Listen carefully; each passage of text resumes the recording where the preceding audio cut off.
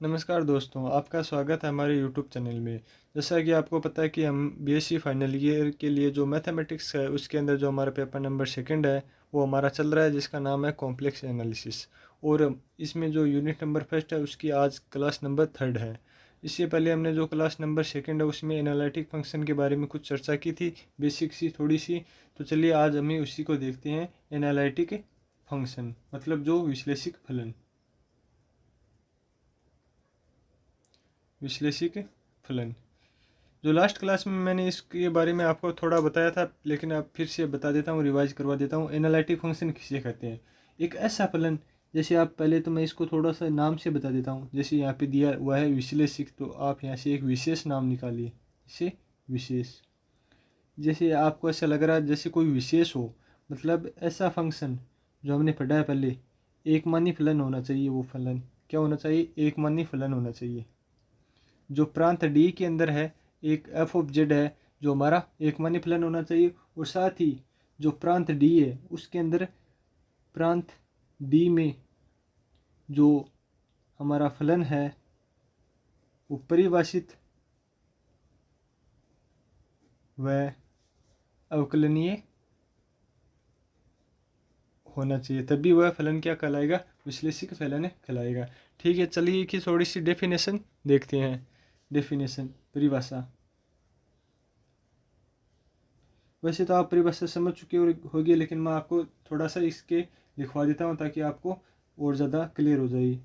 यदि कोई फलन एफ ऑफ जेड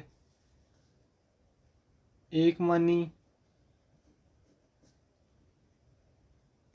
फलन हो तथा प्रांत डी में जो फलन एफ ऑफ जेड है, या मैं बात करूं जो W equal to F of Z है, वो क्या होना चाहिए? प्रांत डी में डब्ल्यू बराबर एफ ऑफ जेड प्रत्येक बिंदु पर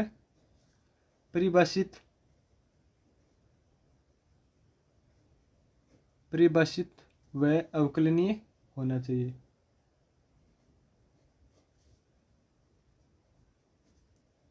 अवकलनीय होना चाहिए। ठीक है, इसमें आपको मेनली एक ही बात ध्यान रखनी है कि विश्लेषिक फलन जहाँ पर भी बोले वहाँ पे हमें अवकलनीय याद आना चाहिए। मतलब जहाँ पे विश्लेषिक फलन आगे हमें थ्योरम में सिद्ध करने के लिए कहा जाएगा, तो वहाँ पे हम अवकलनीयता की जो डेफिनेशन है वो लगाएंगे, जो एफ ऑफ मतलब जो लिमिट वाली है वो डेफिनेशन लगाएंगे। ठीक है, तो अगर जैसे ये प्रत्येक बिंदु पर अगर परिभाषित है तो वो और अवकलनीय होना चाहिए, तो वो हमारा क्या कहलाता है? विश्लेषिक फलन कहलाता है। लेकिन अगर यहाँ पे किसी एक पॉइंट के ऊपर हमारा जो फलन है वो विश्लेषिक नहीं हो, तो उस बिंदु को क्या कहते हैं? हमें विचित्र बिंदु कहते हैं। यदि मैं कहूँ यदि कोई फलन एफ ऑफ जेड यदि कोई फलन एफ ऑफ जेड प्रांत डी के कोई भी प्रांत डी है उसके जो किसी बिंदु जेड नोट पर विश्लेषिक नहीं है। मतलब टोटल पूरे प्रांत में तो वो विश्लेषिक है, पर एक ऐसा पॉइंट है जैसे कोई जेड नोट पॉइंट है उस पर वो विश्लेषिक नहीं है, पर विश्लेषिक नहीं है। तो जो उस बिंदु को क्या कहते हैं? तो उस बिंदु को हम विचित्र बिंदु कहते हैं। क्या कहते हैं? विचित्र बिंदु कहते हैं। ठीक है, चलिए, तो हमारे जो एनालिटिक फंक्शन है वो विश्लेषिक फलन है उसके बारे में हो गई। और इसके बाद जो हमारी नेक्स्ट थ्योरम आती है जो कि बहुत ज़्यादा वेरी वेरी इंपॉर्टेंट है, वो थ्योरम क्या है देख लेते हैं। ये हमारी थ्योरम है जो कि बार बार एग्जाम में पूछी जाती है, इंपॉर्टेंट है, आप इसे ध्यान से समझना। ठीक है, चलिए, तो इसकी जो थ्योरम है उसकी हम डेफिनेशन लिख लेते हैं। यदि हमें दिया होगा, जैसे एग्जाम में इस तरह ही क्वेश्चन पूछेगा, यदि फलन F of Z equal to U of x comma Y और प्लस अल्टा वी एक्स कोमा वाई। ठीक है, एक प्रांत जो यदि फलन एफ ऑफ जेड जो ये मैं दिया हुआ है प्रांत डी में विश्लेषिक हो तो हमें सिद्ध करना है, तो हो तो सिद्ध कीजिए, सिद्ध कीजिए कि जो हमारा फलन एफ ऑफ जेड है प्रांत डी में जो हमारी जो कौशी रीमान समीकरण है, कौशी रीमान समीकरण, कौशी रीमान समीकरण क्या होती है? Del you upon del x equal to del we upon del Y, ठीक है, comma del you upon del Y और equal to minus del we upon del X. ये हमारी जो कौशी रीमान इक्वेशन है, ये आपको याद होनी चाहिए। कौशी रीमान इक्वेशन ये होती है, ठीक है, को संतुष्ट करता है।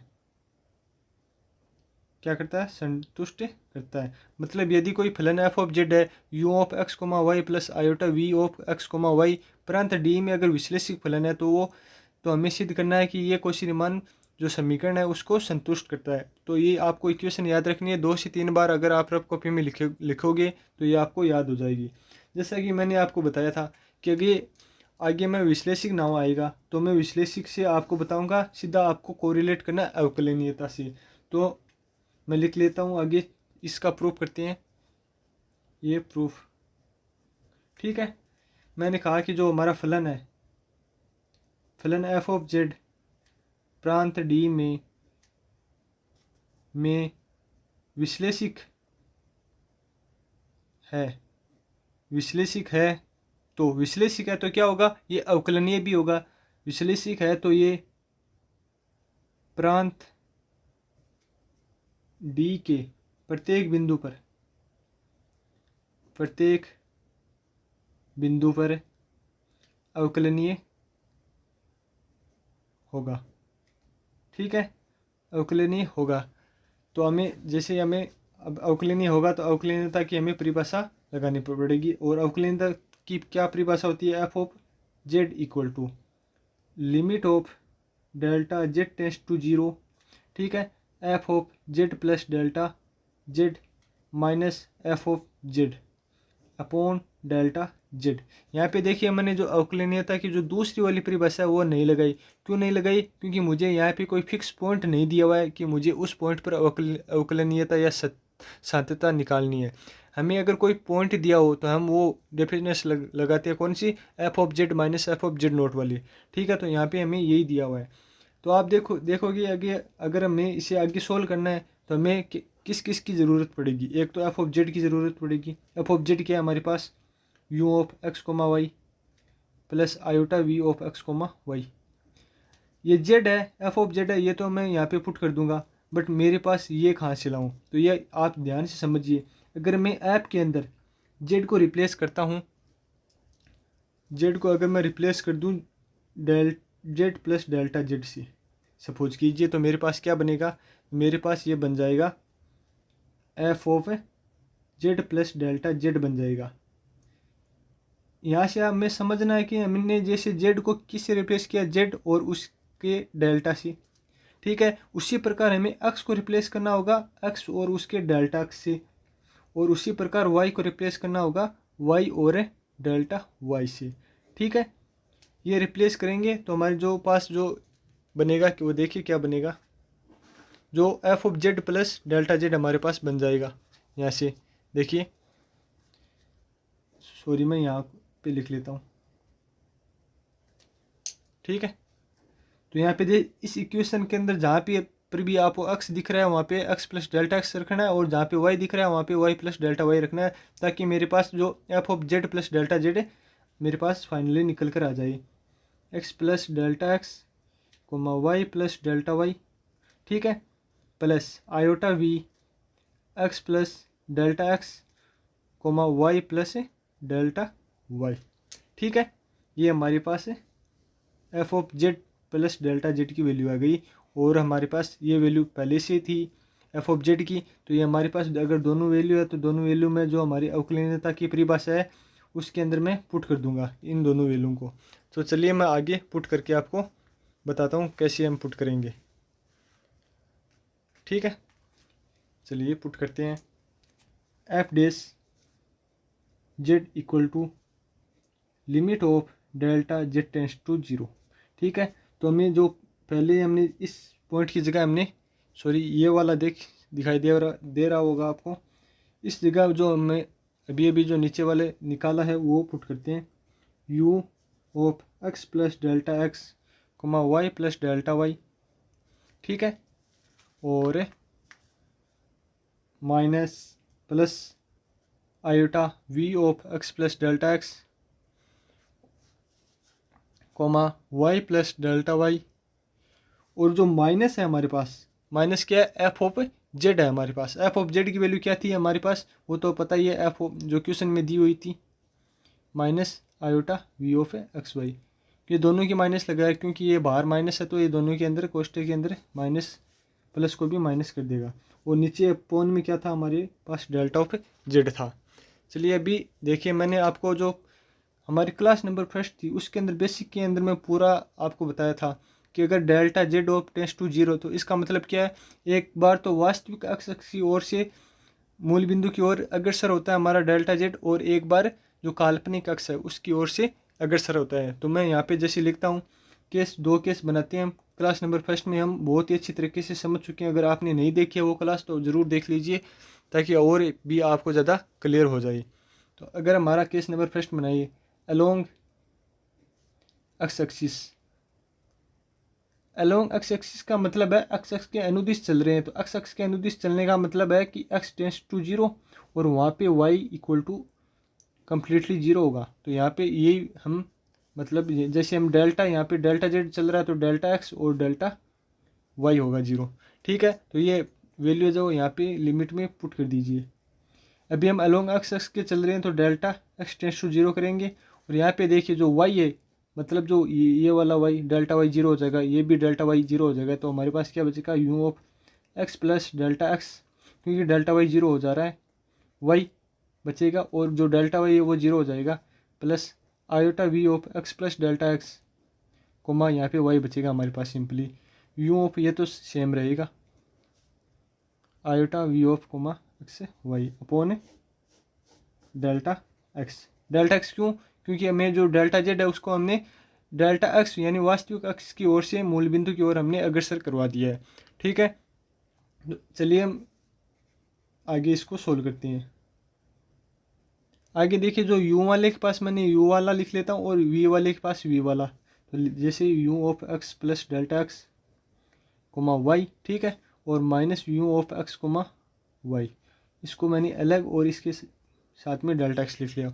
और मैं देखिए इन दोनों में से, इसमें से और इसमें से देखिए आयोटा कॉमन आ रहा है, वो भी प्लस में, तो मैंने आयोटा कॉमन लिया, लिमिट लगा दी ताकि मुझे एक स्टेप ज़्यादा ना करना पड़े।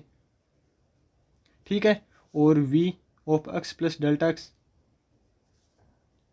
Y minus v of x comma Y upon delta X.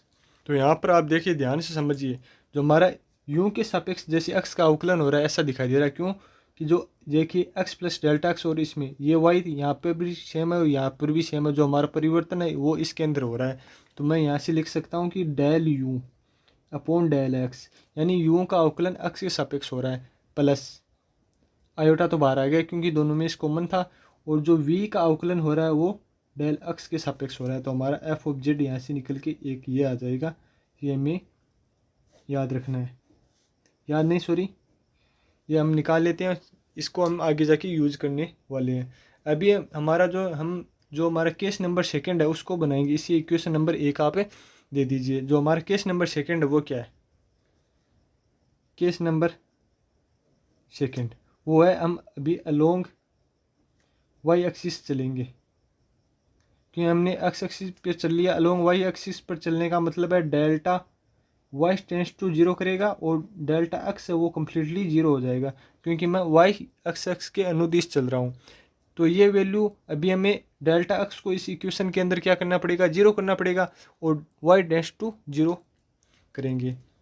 तो लिमिट अभी डेल वाई टेंस टू 0 करेंगे क्योंकि हमने पूरा वाई के अलोंग चल रही है हम, और यू ऑफ एक्स प्लस, क्योंकि डेल्टा एक्स अभी यहाँ पे 0 हो जाएगा तो मैं एक्स ओनली एक्स लिखा जाएगा और वाई प्लस डेल वाई लिखा जाएगा। ठीक है, plus iota we X simply और वाई प्लस डेल वाई, और minus U of x comma Y, ये तो सेम रहेगा क्योंकि डेल में परिवर्तन कर रहे हैं, वाई में सिंपल एक्स और वाई में परिवर्तन नहीं कर रहे हैं। ठीक है,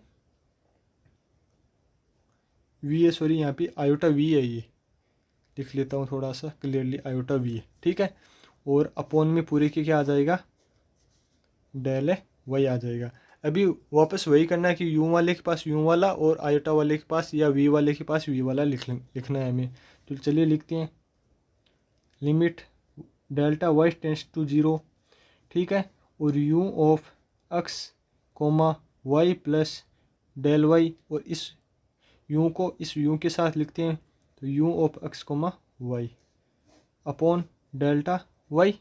ठीक है, और देखिए इन दोनों में, इसमें और इसमें वापस आयोटा कॉमन आ रहा है, और मैं लगा देता हूँ limit del Y tends to zero. यहाँ पे जो आयोटा कॉमन आ रहा है उसको हम बाहर लिख लेते हैं पहले ही। ठीक है, इन दोनों में देखिए इसमें और इसमें आयोटा कॉमन आ रहा है, तो V of x comma Y plus del Y और minus V of x comma Y बचेगा हमारे पास। ठीक है, और अपॉन में क्या बचेगा हमारे पास है, अपॉन में हमारे पास आ जाएगा डेल वाई। ठीक है, सॉरी डेल वाई नहीं, आयोटा डेल वाई। सो मैं बताता हूँ आयोटा कैसे आएगा, आयोटा डेल वाई। आयोटा कैसे आएगा, जैसे हमें पता है कि जो हमारा जेड एक्स होता है, यहाँ पे थोड़ा सा समझ लीजिए, डेल्टा जेड, तो डेल्टा जेड हमारे पास होता है delta X plus iota del Y. अगर मैं वाई के अलोंग जा रहा हूँ, यानी delta Y tends to zero जा रहा हूँ, तो मुझे ये तो रखना है, बट वो जो हमारा ये पार्ट है, इस पार्ट को हम जीरो कर दे रहे हैं, तो हमारा जो डेल्टा जेड है वो किसके इक्वल आ जाएगा, यहाँ से आयोटा डेल वाई के इक्वल आ जाएगा। इसीलिए जहाँ पे डेल्टा जेड है वहाँ पे हमें क्या लिखना पड़ेगा, आयोटा डेल्टा वाई लिखना पड़ेगा। ठीक है, तो चलिए इसे हम आगे सोल्व करते हैं। ठीक है, तो आगे सोल्व करने से पहले जैसे इस आयोटा से इस आयोटा को काट दीजिए, और हमारे पास जैसे इसमें देखिए ये एक्स और एक्स क्या है, यहाँ हमारे पास यहाँ पे दोनों कांस्टेंट है, और यहाँ पे जो परिवर्तन हो रहा है किस में हो रहा है, वाई में हो रहा है। तो हम देखते हैं कि जो यू का अवकलन है वो वाई के सापेक्ष। ठीक है, और यहाँ पे जो आयोटा है वो ये वाला आयोटा, वन अपॉन आयोटा तो रहेगा ही, क्योंकि ये तो वन अपॉन आयोटा अलग है। ठीक है, और ये जो यू का अवकलन हो रहा है वाई के साथ में प्लस, ये सही है, del we upon del Y. ये तो सिंपल बन गया, क्योंकि जैसे यहाँ पे फिर देखिए वाई में परिवर्तन हो रहा है, एक्स कांस्टेंट है, तो वी का अवकलन वाई के सापेक्ष से हो रहा है। तो चलो ये लिख दिया डेल है वी अपॉन डेल है वाई, और ये हमारे किसके इक्वल चल रहा है, ये हमारे एफ डैश जेड के इक्वल है चल रहा है। ठीक है, तो यहाँ से देखिए मैं एक प्रॉपर्टी, हमने ये प्रॉपर्टी क्लास नंबर फर्स्ट में पढ़ी थी कि अगर वन अपॉन आयोटा है तो उसको मैं माइनस आयोटा लिखूंगा आगे जाकर। ठीक है, यूनिट नंबर फर्स्ट के अंदर। तो मैंने क्लास नंबर फर्स्ट के अंदर इसको डिटेल में डिराइव भी किया कि ये मतलब माइनस आयोटा क्यों लिखा जाता है, तो आप क्लास नंबर फर्स्ट को ज़रूर देखें इस क्लास को देखने से पहले। ठीक है, तो एफ जेड इक्वल टू हमारे पास, इसको मैं माइनस लिख लेता हूँ, तो अगर मैं माइनस आयोटा लिखता हूँ तो पहले वी वाला पार्ट लिख लेता हूँ, या del you upon del Y और माइनस का आयोटा। ठीक है, माइनस का, सही शायद दिखाई नहीं दे रहा है, चलिए वापस से लिख लेते हैं। ये इसको मैं वन अपॉन आयोटा है तो इसको मैं माइनस आयोटा लिख सकता हूँ, ये रहा माइनस है आयोटा, और del you upon del Y plus del we upon del Y. ये हमने दोनों केस है जो हमने फाइंड आउट कर लिए हैं। ये हमारी इक्वेशन नंबर सेकंड हो गई। अब ये देखिए यहाँ पर ये भी एफ ऑफ जेड है, एफ डैश जेड है, और ये भी एफ डैश जेड है, तो ये दोनों हम दोनों को इक्वल करके देखते हैं, दोनों को इक्वल कर देते हैं। तो इक्वल करने के लिए हमें जो नेक्स्ट पेज है उस पर जाना पड़ेगा। चलिए नेक्स्ट पेज पर चलते हैं, ये रहा हमारा नेक्स्ट पेज। थोड़ा सा इसको पेज को सेट करते हैं, ये चलिए सेट हो चुका है। तो अभी देखिए मैं अगर इक्वेशन फर्स्ट और इक्वेशन सेकंड को अगर मैं दोनों को इक्वली लिखता हूँ, क्या लिखता हूँ, इक्वली, यानी जो हमारी इक्वेशन फर्स्ट और इक्वल इक्वेशन सेकंड को लिखा जाता है, तो क्या बनेगा हमारे पास, जो हमारे पास इक्वेशन फर्स्ट थी वो क्या थी, del you upon del X plus iota del we upon del x. और जो हमारी सेकंड इक्वेशन थी वो क्या थी, minus iota del you upon del Y plus del we upon del Y. ठीक है, ये हमारी दोनों इक्वेशन थी, तो हमने दोनों को इक्वल कर दिया। क्यों कर दिया, क्योंकि एफ डैश जेड और दोनों में एफ डैश जेड था जो कि दोनों इक्वल होते हैं। ठीक है, तो आप इसके बाद में देखिए, मैं जो वास्तविक भाग है ये मेरा वास्तविक भाग है इसमें, और इसमें वास्तविक भाग ये आयोटा वाला काल्पनिक भाग होता है। तो मैं जो वास्तविक भाग को वास्तविक भाग के साथ कंपेयर करूंगा और जो काल्पनिक भाग है उसको मैं काल्पनिक के साथ कंपेयर करूंगा। तो चलिए कंपेयर करते हैं। तो del you upon del X, इसके साथ में ये कंपेयर होगा del V to del Y, ये हमारे पास एक इक्वेशन बनेगी। और जो सेकंड है वो बनेगी जैसे iota del we upon del x equal to minus del you upon del Y. जैसे आयोटा से आयोटा काट दीजिए और जो ये माइनस है इसके लगा दीजिए, तो यहाँ पे del you upon del Y और minus del we upon del X हो जाएगा। कुछ नहीं किया है, उस माइनस को उस साइड ट्रांसफर हम कर सकते हैं। और यही हमारी क्या थी, कॉची रीमान समीकरण थी, जिसने हमें सिद्ध कर दिया है हमने कॉची रीमान इक्वेशन। ठीक है, तो हमने जो कॉची रीमान इक्वेशन है, अगर कोई फलन है जो प्रांत डी के अंदर विश्लेषिक है तो वो क्या है, कॉची रीमान समीकरण को वो क्या करता है, संतुष्ट करता है। तो आप यहाँ से एक बात और याद रख लीजिए, जो विश्लेषिक फलन होता है वो कॉची रीमान जो समीकरण है उसको भी क्या करता है, संतुष्ट करता है। इससे हम एक क्वेश्चन करते हैं, इससे चलिए एक क्वेश्चन कर लेते हैं इससे समझने की और बेहतर तरीके से। चलिए क्वेश्चन हमारा क्या है, देखिए क्वेश्चन है हमारा कि सिद्ध कीजिए कि, चलिए मैं आपको यहाँ से एक लाइन साड़ लेता हूँ पेज के अंदर ताकि वो मिक्सअप ना हो।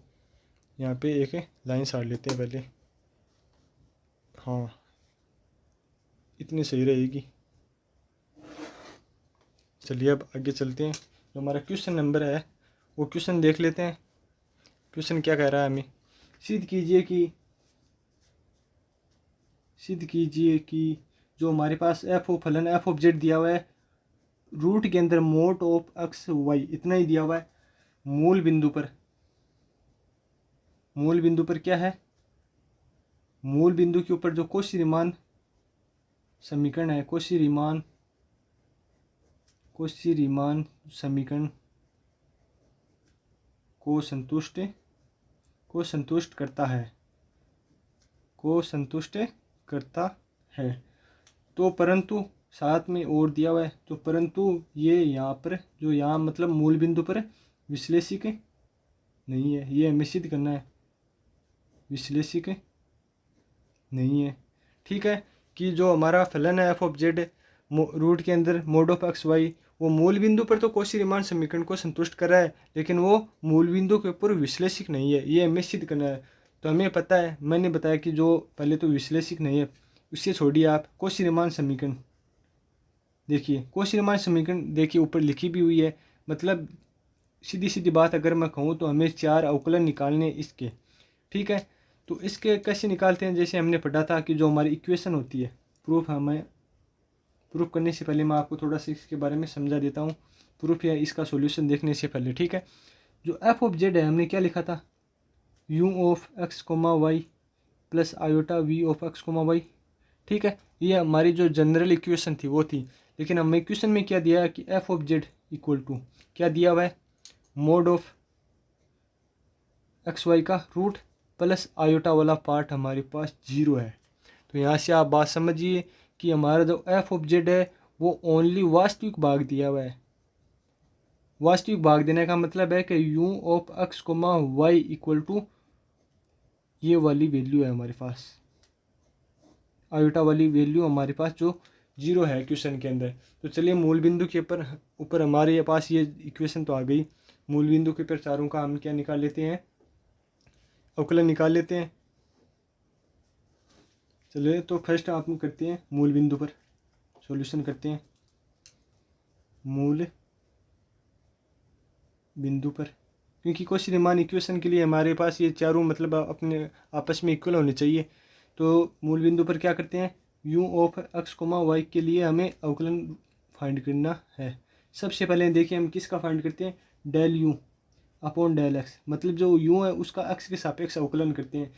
अवकलन का मतलब है जैसे लिमिट लगा दी, limit X tends to zero, और ये किसके रिस्पेक्ट में चल रहा है, 0,0, मतलब मूल बिंदु के रिस्पेक्ट में चल रहा है। एक्स टेंड्स टू जीरो क्योंकि मैं एक्स के सापेक्ष अवकलन कर रहा हूँ, तो U of x comma 0 X, और यहाँ पे देखिए आप समझिए वाई था, मैंने वाई को क्यों 0 किया, क्योंकि मैं यहाँ पे जो आंशिक अवकलन है वो एक्स के सापेक्ष कर रहा हूँ, तो एक्स जिसके सापेक्ष किया जाए उसको तो लिखा जाता है, और अदर जो वेरिएबल है उनको हम 0 मान लेते हैं। और माइनस जो इसको आगे आयोटा वाले पार्ट को लिखने की कोई ज़रूरी नहीं है, आगे वाला पार्ट तो अपने आप में जो 0 है, तो हमारे पास ये इतना बचेगा।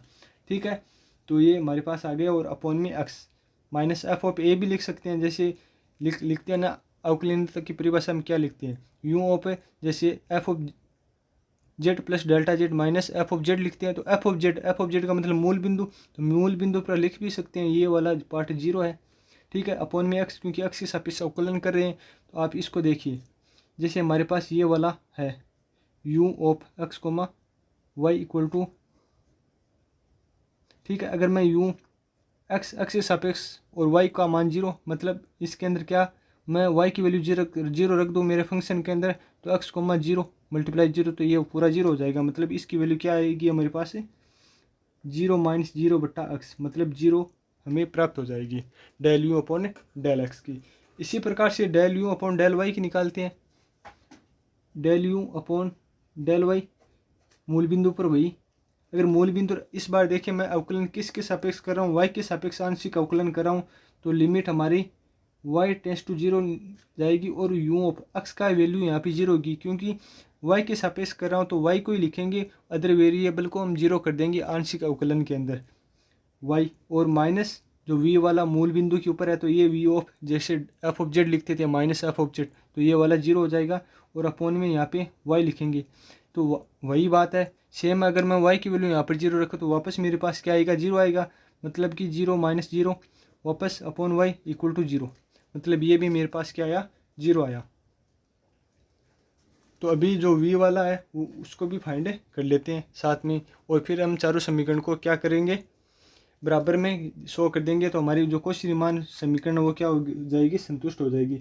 चलिए del v upon del X ये करेंगे, तो लिमिट एक्स टेंस टू 0, अभी देखिए मैं एक्स के सापेक्ष कर रहा हूँ, तो एक्स वाला तो लिखना है, वाई वाला 0 करना है, तो एक्स वाला लिख दिया, क्या लिखा एक्स कोमा 0, और जो माइनस वी ऑफ क्या है, क्या किया मैंने, सॉरी यहाँ पे जो यूँ, क्योंकि हमें एक ही फंक्शन के लिए कर रहे हैं हम, तो वी नहीं आएगा, सॉरी यूँ आएगा, क्योंकि हमने जो यूँ वाला जैसे हमें अवकलन है जो या आंशिक अवकलन है यू के सापेक्ष कर रहे हैं, तो हमारे पास जैसे यहाँ पर लिखते थे ना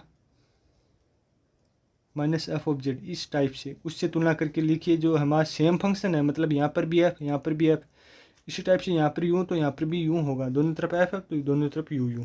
ठीक है, यहाँ पर भी सही कर लीजिए, सही कर लिया। चलिए अगर मैं वी का निकालूँ एक्स से सापेक्ष आंशिक अवकलन करूँ, तो जो मेरा ये आ जाएगा, और वहाँ पे 0,0 आ जाएगा क्योंकि मूल बिंदु पर है, और अपॉन में एक्स, तो अगर मैं वही बात है, अगर मैं मोड ऑफ एक्स वाई के ऊपर रूट में अंदर अगर मैं वहाँ पर क्या लिखूं, जो y की वैल्यू 0 रख दूं, तो मेरे पास वापस 0 बन जाएगा, तो इसकी वैल्यू भी 0 minus 0 upon X equal to 0 आ जाएगी।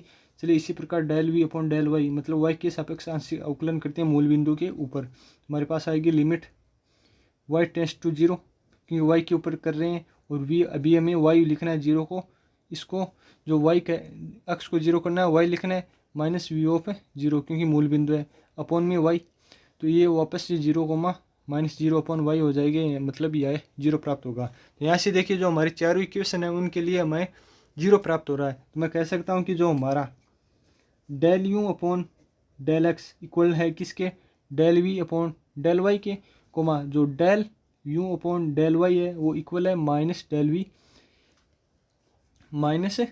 वी अपॉन डेल एक्स के। ठीक है, मतलब चारों इक्वेशन को यहाँ पे इस माइनस का कोई फर्क नहीं पड़ेगा क्योंकि ये 0 है, तो ये हमें चारों में 0 ही प्राप्त हो रहे हैं, मतलब इक्वली प्राप्त हो रहे हैं। तो यहाँ पे हमारा जो फंक्शन है वो क्या है, कोशी रीमान समीकरण को संतुष्ट कर रहा है। लेकिन हमें क्या पूछा है कि क्या ये हमें सिद्ध करना है कि ये विश्लेषिक नहीं है। और विश्लेषिक नहीं है तो मैंने क्या बताया था, विश्लेषिक नहीं है। समझिए अगर विश्लेषिक होता तो हम कौन सी डेफिनेशन लगाते हैं, विश्लेषिक होता तो हम अवकलनीयता की परिभाषा लगाते और चेक करते कि भाई विश्लेषिक है या नहीं। अगर विश्लेषिक नहीं है तो भी हमें अवकलनीयता की परिभाषा लगानी पड़ेगी। तो चलिए लगा देते हैं। तो लगाते हैं, तो limit Z tends to Z naught किसके इक्वल चल रही है, एफ डेस ऑफ जेड की इक्वल चल रही है। ठीक है, F of Z minus F of Z naught upon Z minus Z naught. मैंने यहाँ पे ये वाली क्यों लगाई, मैंने बताया था कि हमें अगर क्वेश्चन में दिया हो कि अगर किसी पॉइंट पर निकालनी है हमें अवकलनीयता या सांद्रता, अगर किसी पॉइंट के लिए मानी जाए तो यहाँ पे जेड नोट वाली प्रॉपर्टी का यूज किया जाता है, क्योंकि जेड नोट कोई पॉइंट होता है। और हमें यहाँ पे पॉइंट कौन सा दिया हुआ है, पॉइंट हमें दिया हुआ है मूल बिंदु। मूल बिंदु का मतलब है 0,0, मतलब कि जो जेड पॉइंट यानी हमारा जो पॉइंट था जेड नोट उसकी वैल्यू यहाँ पे क्या है 0। चलिए तो 0 है, तो चलिए मैं देखता हूँ आगे मैं इसे solve.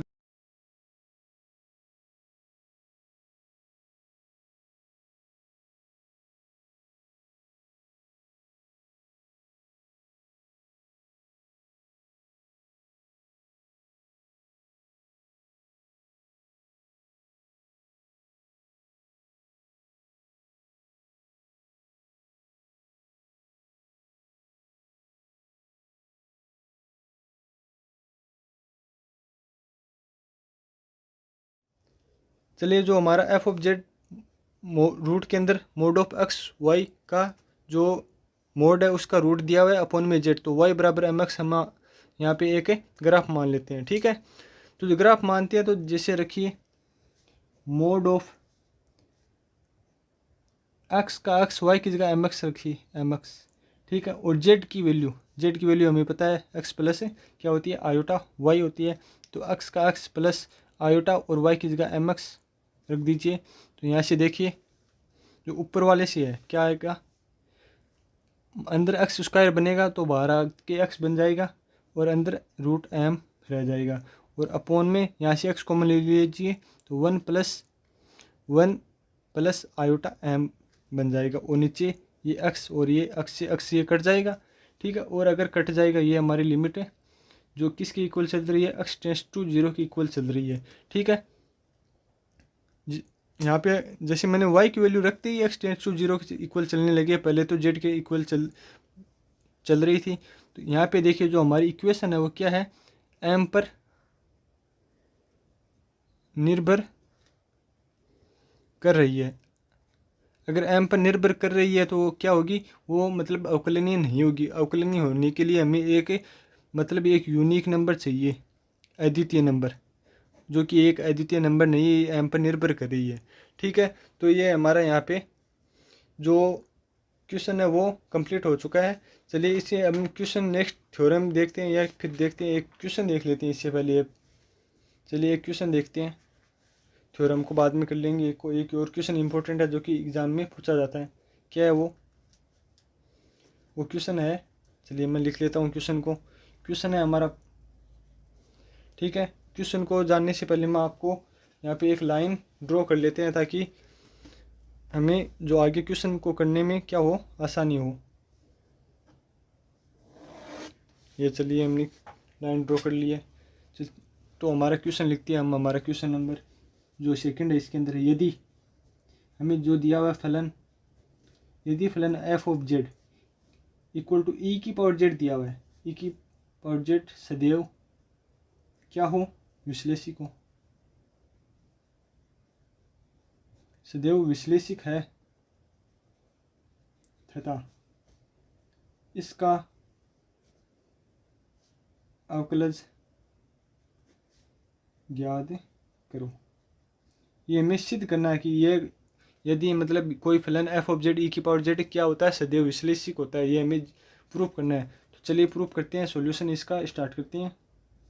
Solution F of Z equal to E की पावर जेड दिया हुआ है और हमें पता है को जो जेड है वो क्या होता है, एक्स प्लस आयोटा वाई होता है। तो यहाँ पे जेड की वैल्यू रख दीजिए। तो F of Z equal to E की power X plus iota Y, और इसे हम लिख सकते हैं ई की पावर एक्स डॉट ई की पावर आयोटा वाई लिख सकते हैं इसे हम। ठीक है, तो हमें समझिए जो हमारी जो क्लास नंबर फर्स्ट वो यहाँ पे बहुत ज़्यादा काम आएगी। मैंने आइलर फॉर्म बताई थी, ई की power iota theta Euler form बताई थी। आइलर फॉर्म में क्या बताया था कि ये जो कोस theta plus iota sine theta इसकी फॉर्म होती है। ये कैसे निकाली है हमने, ये क्वेश्चन जो हमारी क्लास नंबर फर्स्ट है उसके अंदर मैंने इसको डिराइव करके भी बताया कि जो ई की पावर आयोटा थीटा है उसके इक्वल कोस theta plus iota sine theta कैसे होता है। उसी से आप यहाँ पे देखिए ई की पावर आयोटा वाई से इसे कंपेयर कर लेते हैं। तो कंपेयर करते हैं तो हमारे पास ई की पावर एक्स तो सेम रहेगा, ये तो सेम है, और इसका कंपेयर करते हैं तो cos theta plus iota sine theta आ जाएगा। ठीक है, ये किसके इक्वल चल रहा है, एफ ऑफ जेड के इक्वल चल रहा है। तो चलिए अब हमारे पास एफ ऑफ जेड आ चुका है, एफ ऑफ जेड। चलिए इसको मैं अंदर मल्टीप्लाई कर देता हूँ, कोस थीटा प्लस ई की power x iota sine theta. ठीक है, तो और अगर हमारी जो अगर मैं परिभाषा देखना चाहूँ एफ ऑफ जेड की क्या होती है विश्लेषिक फलन के लिए, वो होती है एफ ऑफ यू, यहाँ पर यहीं पर लिख लेता हूँ, u of x comma Y plus iota we of x comma Y, ये होती है। तो यहाँ से आप समझिए जो वास्तविक भाग है यू का, वो वास्तविक भाग ई की पावर एक्स कोस थीटा की इक्वल है। जो काल्पनिक भाग है iota we x of x comma y, वो जो साइन थीटा की इक्वल है, ई की पावर एक्स साइन थीटा की इक्वल है। तो मैं यहाँ से लिख सकता हूँ u of x comma y किसकी इक्वल है, ई की पावर एक्स कोस थीटा की इक्वल है, और जो v of x comma y है वो किसकी इक्वल है, ई की पावर एक्स साइन थीटा की इक्वल है। ये आयोटा है तो दोनों में आयोटा कट जाएगा, तो मैं ये हमारे पास जो मोस्टली अब इसी के आधार पर हमारे जो आगे का क्वेश्चन हम आगे बढ़ाएंगे। तो चलिए अब अभी मैंने पिछले क्वेश्चन में कहा था कि अगर कोई फलन विश्लेषिक है तो वो क्वेश्चन रीमान समीकरण का क्या करेगा, संतुष्ट करेगा। तो हमें यहाँ पे देखिए यू और वी मिल गया है, तो क्वेश्चन रीमान समीकरण को संतुष्ट करा देते हैं, और उसको संतुष्ट कराने के लिए हमें वो चार चीज़ चाहिए। कौन सी चार चीज़ है, वो चार चीज़ अवकलनीय del you upon del x equal to del we upon del y comma del you upon del Y equal to minus del we upon del x. मतलब ये चार अवकलन निकालने हैं और इनको इक्वल में करके दो को इक्वल में करके हमें देखना है कि अगर इक्वल है तो ये क्वेश्चन रीमान समीकरण को संतुष्ट करेगा, तो ये विश्लेषिक भी होगा। तो चलिए पहले मैं निकाल लेता हूँ फर्स्ट हमारा जो del you upon del x, मतलब इसका अक्ष के सापेक्ष अवकलन कर रहा हूँ। किसके सापेक्ष, अक्ष के सापेक्ष, याद रखना अक्ष के सापेक्ष कर रहा हूँ। तो हमारा कोस थीटा वो क्या रहेगा, यहाँ पे कांस्टेंट रहेगा। तो ई की पावर एक्स का अवकलन ई की पावर एक्स होता है, और कोस थीटा कांस्टेंट है तो ये कोस थीटा आ जाएगा। ठीक है, चलिए मैं del you upon del y का निकालता हूँ। अभी मैं देखिए वाई के सापेक्ष अवकलन कर रहा हूँ, किसके सापेक्ष, वाई के सापेक्ष। तो समझिए आप, सॉरी हमने ये गलती कर दी है यहाँ पे। देखिए मैंने यहाँ पे कंपेयर तो कर दिया था, लेकिन यहाँ पे थीटा लिख दिया, तो यहाँ पे वाई आएगा हमारे पास। ठीक है, वाई आएगा, यहाँ पे क्या आएगा, वाई। तो यहाँ पे आप वाई कर लीजिए। ठीक है, जैसे हमें अभी y के सापेक्ष करना है तो e की पावर x थीटा तो कांस्टेंट है होगा, क्योंकि जिसके सापेक्ष अवकलन आंशिक अवकलन किया जाता है उसी का अवकलन होता है, और बाकी का कांस्टेंट रहता है। और cos y का क्या होता है, माइनस साइन y अवकलन होता है। ठीक है, इसी सीरीज में हम क्या करते हैं, जो हमारा del v upon del y का, पहले y का कर लेता हूँ ताकि यहाँ से सीधा इक्वल मिल जाए, तो और फिर del v upon del x का भी कर लेता हूँ। ठीक है, तो del we upon del y का करता हूँ, वाई का करता हूँ तो ई की पावर एक्स सेम, और वाई का करने पर साइन का क्या होगा, कोस वाई हो जाएगा। वहीं अगर मैं इसका एक्स के सापेक्ष करूँ तो साइन वाई क्या आएगा, कांस्टेंट, और ई की पावर एक्स का ई की पावर एक्स। ठीक है, यहाँ से देखिए अगर जैसे यहाँ पे ई की पावर एक्स क्या है, एक सतत फलन है, और कोस थीटा भी क्या होता है, सतत फलन होता है। मैं बता देता हूँ कैसे। ये हमारा कोई ग्राफ है तो ये ई की पावर एक्स का ग्राफ होता है, मतलब जो हमें एक बार पैन रख दिया जाए तो वापस हमें उठाने की ज़रूरत नहीं पड़ रही है, तो ये सतत फलन है। वहीं अगर मैं कोस की बात करूँ तो ये हमारा कोस का ग्राफ हो जाता है, और साइन का ग्राफ बात कर लेते हैं। तो ये हमारा साइन का ग्राफ है, तो हमें भी कहीं पर भी ग्राफ बनाते टाइम पेन को उठाना नहीं पड़ रहा है।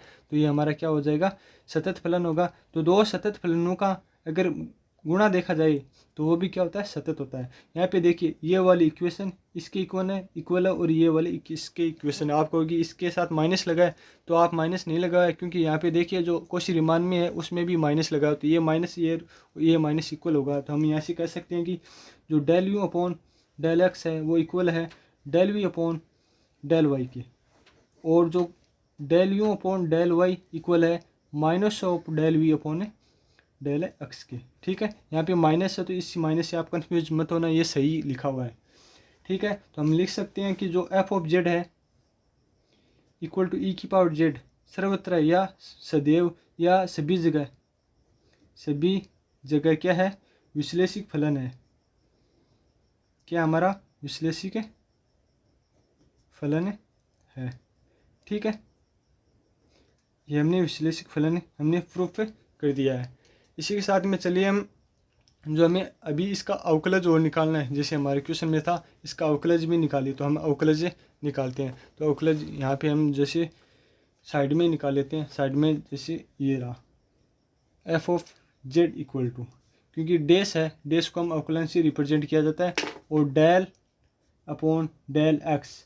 ठीक है, यू प्लस आयोटा वी, क्योंकि ये एफ ऑफ जेड की वैल्यू है। ठीक है, तो चलिए मैं इसको अंदर मल्टीप्लाई करता हूँ, तो मेरे पास ये आएगा, क्या आएगा, iota del we upon del x, और इनकी वैल्यू अभी अभी हमने निकाली है। कहाँ से निकाली है, पीछे जो अवकलन करके यहाँ से देखिए ये वाली, दो तो ये रही और दो ये रही। ठीक है, तो यहाँ से मैं इनकी वैल्यू पुट कर देता हूँ। तो वैल्यू पुट करते हैं तो क्या आएगा मेरे पास, ई की पावर एक्स कोस वाई प्लस आयोटा ई की पावर एक्स साइन वाई, ये मेरे पास आएगा। इनमें से मैं ई की पावर एक्स को कॉमन लेता हूँ, तो cos Y plus iota sine Y मेरे पास प्राप्त होगा। और अभी अभी हमने देखा था ई की पावर एक्स, और ये वाला क्या है, ई की पावर आयोटा वाई है, क्योंकि मैंने इसको ई की पावर आयोटा थीटा से कंपेयर करके देखा था, अभी पीछे भी देखा था और अभी। तो यहाँ पे मैं लिख दूंगा ई की पावर आयोटा वाई, तो हमारे पास एफ डेस क्या आ जाएगा, वापस ई की पावर जेड प्राप्त हो जाएगा। मतलब मुझे अवकलन करने पर वापस मेरा फंक्शन ही प्राप्त हो रहा है। इसका